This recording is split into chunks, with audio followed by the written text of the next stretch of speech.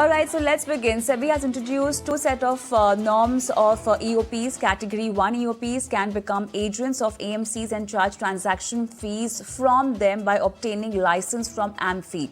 And Category 2 EOPs can become representative of investors and charge them directly by taking a stockbroking license. Also, SEBI has constituted 16 working groups that will suggest measures to work on compliance and costing of various products like mutual fund, REITs, PMS, KYC, etc. Let's understand all of this and let's also know what's in store for investors in this development. I have with me Suresh Sadagopan, founder, Ladder 7 Financial Advisories. Suresh, good evening and welcome to the show. Quite a complicated and technical topic today to help investors and viewers. So let's begin with execution-only platform. Okay, we knew that SEBI was about to come up with some guidelines, and now they have clearly defined both the categories and the kind of work and implementation that they need to take care of. So what exactly has been introduced in terms of norms for both EOP platform? Could you just explain that? I'll give some background. Sure. See, previously there were certain platforms like ET Money and various other platforms like Paytm Money and all that. So they were providing essentially execution services, and they were not really providing any advisory. But still, they were coming. They had to register as investment advisors. So they were coming under IA regulation, but they were actually not providing any advisory services. So this was a regulatory gray area because the clients were actually doing the transactions on that platform. Since they are only doing transactions, they are not taking advice. If there is any problem that they encounter, there is nobody that they can turn to. So now what SEBI has done is that they have introduced a category for execution only clients, and they have come out with the execution only platform, especially in connection with direct plans. Incidentally, ET Money and various other platforms were actually only on direct plans, and they were also not charging anything at all, and they were also not getting any commissions or anything in the past. So now the current execution only platforms is again only for the direct plans, and it does not profess to offer any kind of an advice. So they will not have to register as an RIA. So this is a new digital platform category which SEBI has created. So there are two types of platforms they have created, like you had rightly pointed out in the beginning. One is going to be an agent of the asset management companies. So they will align with the asset management companies. The platform, they will integrate their platform, the asset management companies and the registrar and transfer agents, and they will be charging to the asset management companies, and there is no charge to the client. So this is one kind of platform.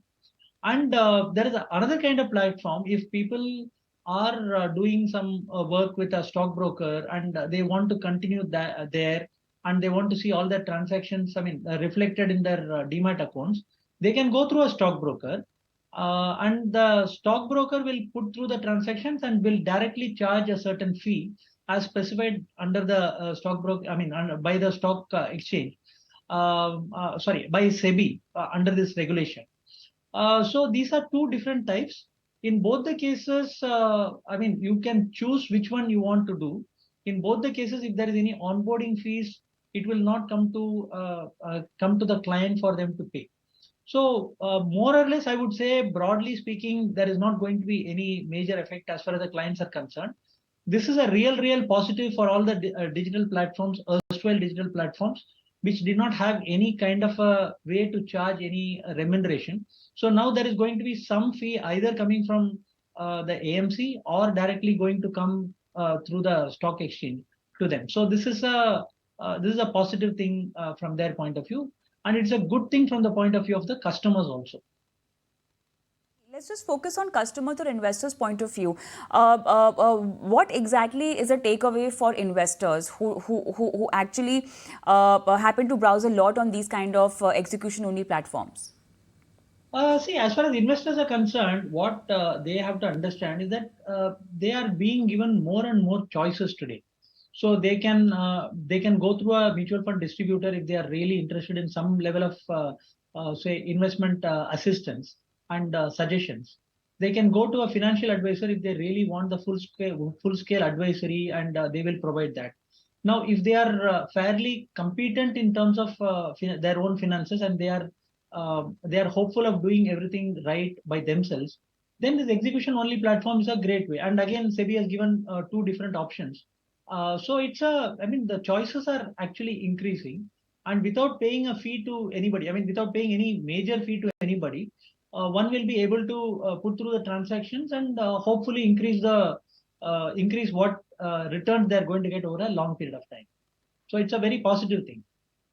But Suresh, any transaction fee burden or any kind of fee burden coming on investors? No, na? So it is a choice of the investor if they are going through the platform which is aligned to the AMC, that is EOP1. There is not going to be any fee which they have to pay, and even the platform cannot charge any fee to the. I mean, platform is going to charge, but the AMCs cannot increase the expense ratio in the mutual fund. So there is not going to be any significant increase there, or rather, there is not going to be any increase. In execution only platform number two, where it is going to go through a stockbroker kind of a person, there they are going to directly charge the customer. So it may be a small charge, but it is going to be a one-time charge, right? For whatever transaction they are going to do, it's going to be a one-time charge. So I don't think in the overall scheme of things, if the customer is going to hold on for a long period of time, like say 3-5 years or beyond, that charge is going to anyway impact in the returns, because it is not going to be a yearly charge. It is not going to get added to the TER.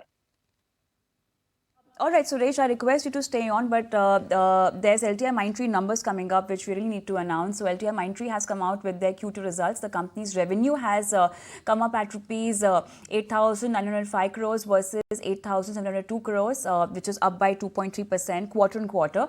While if we look at the PAT numbers, numbers have come around 1161 crores versus 1152 crores, which is up by almost 0.8% quarter on quarter.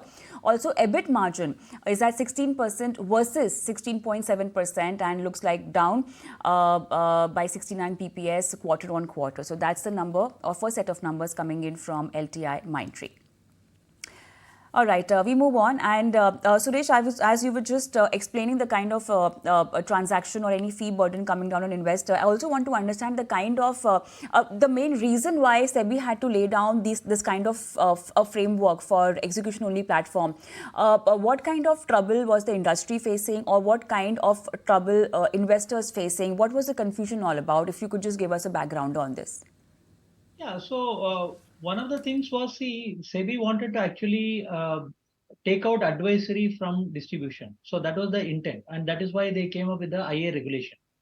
Now, this digital platform, they wanted to do the direct plan. So anybody who's doing a direct plan, they automatically came under the IA regulation.